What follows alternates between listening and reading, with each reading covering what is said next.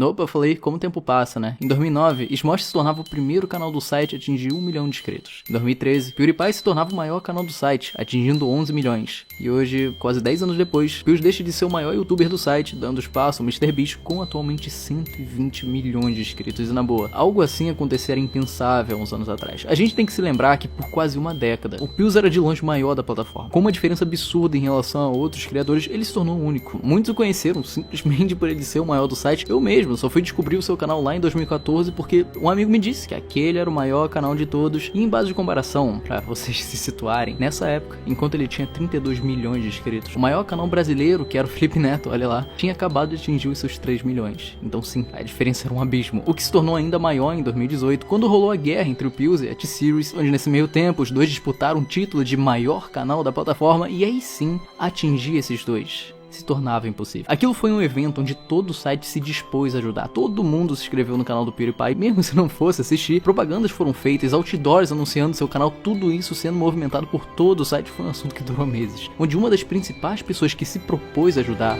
foi justamente o MrBeast. O cara que mais investiu nessa disputa entre esses dois gigantes foi ele. Seria outdoors pedindo inscritos, anúncios de rádio, televisão, um pedido transmitido pelo Super Bowl. O cara fez de tudo. E o resultado disso foi que o Pius se tornou o primeiro criador a atingir 100 milhões de inscritos. Uma marca que até então era impossível. O que, pra vocês terem noção do quão absurdo foi isso na época, o segundo maior criador, o segundo maior canal pessoal, tinha muito menos que metade do valor. Então, sim, ele não só era o maior, mas era de forma absoluta. Não existia possibilidade nenhuma de alguém ultrapassar. A diferença era muito grande, onde nesse período de 2019, o MrBeast ele ainda estava chegando nos seus 20 milhões. Faltava muita coisa. Ele precisava multiplicar 5 vezes o tamanho do seu público, atingir ainda mais gente, fazer o que até então só o PewDiePie tinha conseguido, e mesmo parecendo improvável ou impossível, mesmo assim ele conseguiu. Porque pode parecer bobeira, se preocupar com quem é o maior canal do site ou algo assim, mas não é questão de competir. É questão de provar que, ainda assim, mesmo que existam canais estabelecidos, pessoas aparentemente impossíveis de se atingir, ainda existe chance. E cara, eu com os meus 1000 inscritos, olhava pra canais com 20 mil e achava impossível chegar lá, algo que hoje pra mim é tão simples.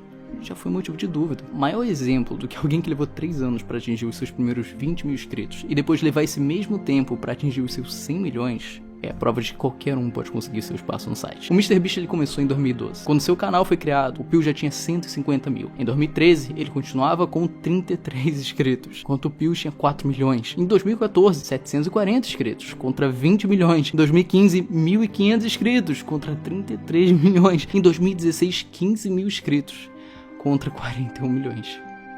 Em 2017, 6 anos depois, ele finalmente alcançava seus primeiros 100 mil.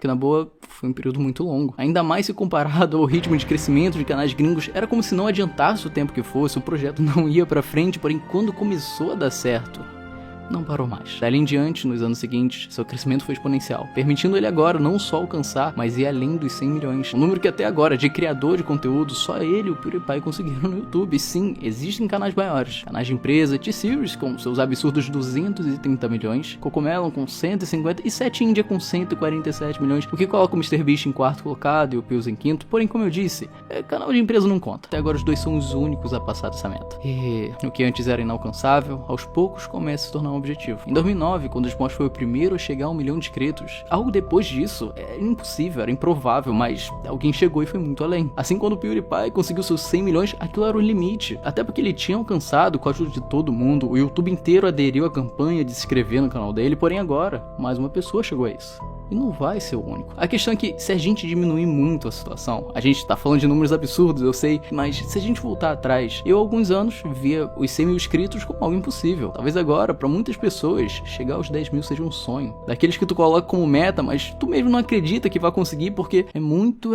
impossível. Sempre parece impossível, mas se não formos nós, vai ser outra pessoa que vai tornar isso possível.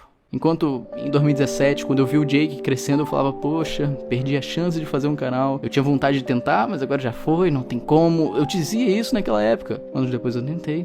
E, bem, vocês já sabem, né? A real é que, às vezes, a gente precisa ver as conquistas de outras pessoas pra perceber que um dia, o que elas conseguiram, o que elas têm hoje, um dia já foi algo impossível.